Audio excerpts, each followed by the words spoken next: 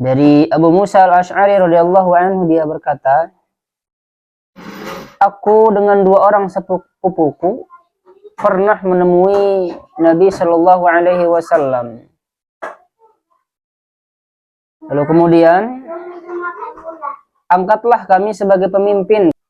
Kata dua orang ini ya, angkatlah kami sebagai pemimpin atau penguasa pada salah satu daerah yang Allah Ta'ala kuasakan kepadamu. Dan satunya pun berkata demikian. Maka beliau menjawab, demi Allah, kami tidak akan memberikan jabatan ini kepada seseorang yang memintanya atau berambisi terhadapnya. Jadi pertama, kata kuncinya adalah ada ternyata dalam sebuah hadis larangan mengangkat pemimpin atau hakim bagi orang yang memintanya. Berdasarkan hadis yang kita baca tadi, ada dua orang yang datang kepada Nabi, dua orang ini masih sepupu. Ya Rasulullah, jadikanlah kami pemimpin di satu daerah yang dimana Allah berikan kuasa tadi. Lalu kemudian sepupunya yang satu lagi juga minta dengan permintaan yang sama.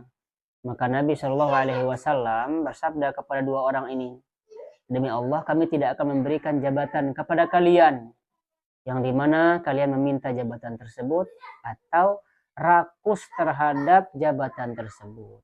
Beda dengan kita sekarang yang ada di Indonesia. Zaman sekarang itu orang-orang berlomba menjadi pemimpin. Padahal kalau kita baca hadis, ada larangannya. Nggak usah diangkat pemimpin tersebut. Pemimpin yang tadi itu orang yang meminta atau menggebu-gebu dia, udah jadikanlah saya. Atau misalkan sekarang ini jadi RW. Semua dibayar gara-gara ingin diangkat sebagai RW. Semua dibayar atau semua didekatin agar dia dipilih untuk menjadi RW. Ternyata ada larangannya. Larangan untuk mengangkat orang seperti ini. Oleh karena itu, Waalaikumsalam warahmatullahi wabarakatuh. Kalau orang tidak minta jabatan dan dipilih oleh orang dan orang tersebut mampu, maka boleh diangkat sebagai pemimpin atau diangkat sebagai pimpinan dari wilayah setempat.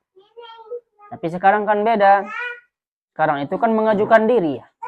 Jadi DPR mengajukan diri, Pak loba-loba duit. Yang banyak duitnya berarti dia yang naik. Umumnya begitu.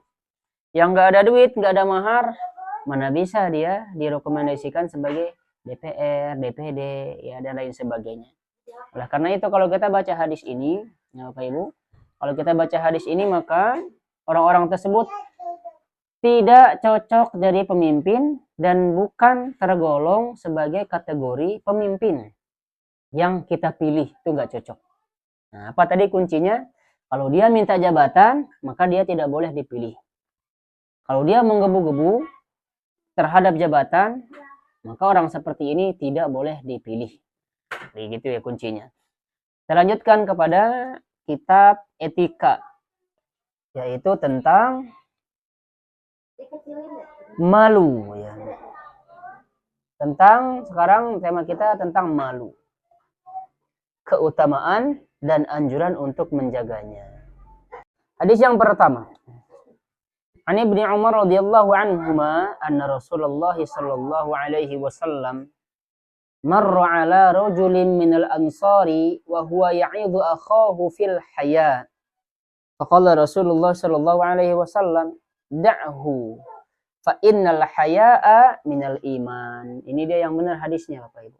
Malu sebagian dari iman, bukan kebersihan sebagian dari iman. Yang benar itu malu sebagian dari iman. Atau kalau yang orang mengatakan kebersihan itu setengah daripada iman, itu bukan hadis. Yang benar itu adalah bersuci sebagian dari iman, bukan kebersihan. Tapi orang-orang dengan lantangnya mengatakan Rasulullah SAW bersabda, an-nazafatu minal iman. Itu enggak ada hasalnya hadis ini. Tapi itu tidak bertentangan dengan ajaran Islam. Justru Islam itu mengajarkan kita untuk bersih-bersih, Bapak. Nah, yang salah itu kita mengatakan itu adalah hadis. Jadi kalau orang mengatakan itu hadis, dia terancam dengan hadis Nabi. Man kadzaba alayya muta'ammidan falyatabawwa maq'adahu minan nar. Barang siapa yang berdusta atas namaku, kata Nabi, maka hendaklah dia persiapkan tempat duduknya di neraka. Jadi ibu, Islam itu mengajarkan kebersihan kepada kita, itu baru boleh. Jangan katakan Rasulullah SAW bersabda begini dan begini, padahal itu bukan hadis. Kalau di hadis ini, karena kita membahas tentang malu, Nabi berkata, al-haya'u minal iman. Malu sebagian dari iman. Lalu kemudian hadis yang kedua. Wa an Imran bin Husain radhiyallahu anhuma qala qala Rasulullah sallallahu alaihi wasallam al-haya'u la ya'ti illa bi khair. Dari Imran bin Husain radhiyallahu anhuma, dia berkata, Rasulullah sallallahu alaihi wasallam bersabda, sifat malu tidak mendatangkan kecuali kebaikan. Tapi bukan malu-malu untuk melakukan kebaikan. Sok bapak mangga ati payun. Sap yang pertama, malu. Yang bukan seperti itu. Pak ayo sedekah, malu sedekah mah mending yang lain aja. Salah. Disuruh sholat, malu. Disuruh sedekah, malu. Disuruh berbuat baik, malu. Disuruh apa lagi? Baca Quran, malu. Disuruh ngapalin Quran, malu. Disuruh ngaji, malu. Bukan tempatnya. Ya, bukan tempatnya malu. Masa ngaji malu? Masa mengisi kajian malu? Masa menghadiri pengajian malu? Nah, bukan tempatnya. Perempuan misalkan sama laki-laki, dia malu. Itu baru keren. Kalau perempuan sekarang terbuka itu mereka tidak malu, Bapak Ibu. Sekarang, kalau dulu orang-orang tuh Masya Allah malu dianya. Ya setidaknya kan ada rasa malu, walaupun awal-awal dia malunya kepada manusia, takutnya kepada manusia. Tutup pintunya, malu dilihatin nanti kitanya, malu. Sekarang, Masya Allah, ada yang tidak malu sama sekali. Walaupun sudah berumah tangga Bapak Ibu. Tidak boleh terlalu mesra-mesraan di depan umum, nggak boleh. Walaupun sudah berumah tangga, nggak boleh. Cium-ciuman di depan umum nggak boleh Bapak Ibu. Orang-orang terdahulu Bapak Ibu melihat laki-laki yang berjalan, para perempuan-perempuan itu menutup diri. Kalau sekarang perempuan-perempuan membuka diri. Itu nggak ada malunya Bapak Ibu. Kita lanjut. Wa an Abi Hurairah radhiyallahu anhu anna Nabi sallallahu alaihi wasallam qala al-imanu bid'un wa sab'un au bid'un wa sittuna syub'ah. Syu'bah. Fa afdaluha qawlu la ilaha illallah wa adnaha imatatul adza 'anil tariq wal haya'u syu'batul minal iman. Iman itu memiliki 70 atau 60 cabang lebih. Yang paling utama adalah dia mengucapkan la ilaha illallah. Tiada Tuhan yang berhak disembah selain Allah. Dan yang paling rendah adalah menyingkirkan gangguan. Jadi iman itu punya berapa tadi? 70 atau 60 cabang. Nah, 60 lebih cabang. Yang paling utama adalah ucapan la ilaha illallah. Nah, lalu kemudian yang paling rendah cabang iman itu menyingkirkan gangguan di jalan. Lalu kemudian di sini disebutkan dan sifat malu termasuk sebagian dari iman. Nah, malu ini Bapak Ibu akan mendatangkan kebaikan. Tapi bukan malu untuk melakukan kebaikan. Malu harusnya kita malu. Terlambat sekolah, terlambat sholat, terlambat berbuat baik.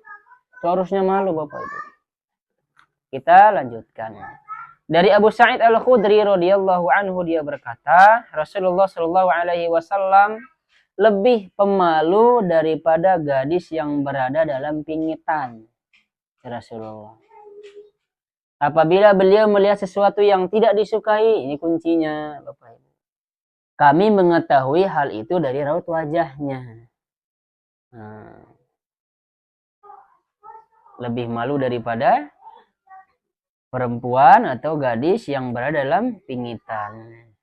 Nah, perempuan-perempuan dulu itu Bapak Ibu kalau ditanya mau nggak sama saya, mereka nggak bilang iya mau, enggak seperti itu Bapak Ibu. Dia diam.